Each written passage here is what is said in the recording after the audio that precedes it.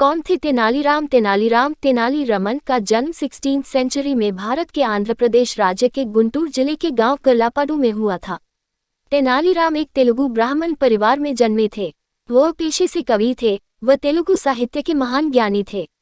अपने वाक चातुर्य के कारण वह काफी प्रख्यात थे और उन्हें विकट कवि के उपनाम से संबोधित किया जाता था। तेनालीराम के पिता गर्लापति रामया तेनाली गांव के रामलिंगेश्वरा स्वामी मंदिर के पुजारी हुआ करते थे। ये भी पढ़े तेनालीराम की 3 चतुराई भरी कहानियां। तेनालीराम जब आयु में युवा थे तभी उनके के पिता गर्लापति रामया की मृत्यु हो गई और उसके बाद उनकी माता उन्हें लेकर अपने गांव तेनाली अपने भाई के पास रहने चली गई थी। तेनालीराम शिव भक्त भी थे, इसलिए उन्हें तेनाली रामलिंगा के नाम से भी पुकारा जाता था। इतिहासकारों के मुताबिक कुछ समय के बाद उन्होंने वैष्णव धर्म अपना लिया था। तेनालीराम को पाठशाला का विधिवत अभ्यास नहीं प्राप्त हुआ था, पर उनकी सीखने की तीव्र इच्छा और ज्ञान के प्रति धुन के कारण उन्हें शिष्यवृत्ति प्राप्त हुई थी। परंतु उनके पूर्व शिव भक्त होने के कारण उन्हें वैष्णव अनुयायियों द्वारा एक शिष्य की तरह स्वीकारा नहीं गया था।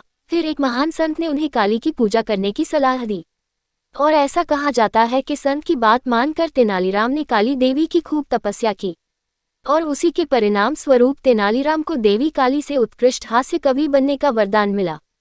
तेनालीराम ने अपने आगे के जीवन में भागवत मेला मंडल के साथ जुड़ाव किया और एक दिन भागवत मेला मंडल महाराज कृष्णदेव राय के दरबार में अपना कार्यक्रम प्रदर्शित करने के लिए पहुंचा। उन्होंने अपने प्रभावशाली प्रदर्शन से राजा कृष्णदेव राय को बहुत प्रभावित कर दिया और कृष्णदेव राय तेनालीराम को अपने दरबार में 8वें स्कॉलर अष्टदिग्गज मंडल में हास्य कवि के पद पर शामिल कर लिया। महाराज कृष्णदेव राय वर्ष 1509 से 1529 तक विजयनगर की राजगद्दी पर विराजमान थे। तब तेनालीराम उनके दरबार में एक हास्य कवि और मंत्री सहायक की भूमिका में उपस्थित हुआ करते थे।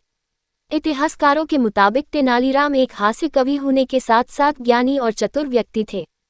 तेनालीराम राज्य से जुड़ी विकट परेशानियों से उभरने के लिए कई बार महाराज कृष्णदेव राय की मदद करते थे। उनकी बुद्धि चातुर्य और ज्ञान बोध से जुड़ी कई कहानियां हैं, जिनमें से कुछ चुनिंदा कहानियां नीचे बताई गई हैं।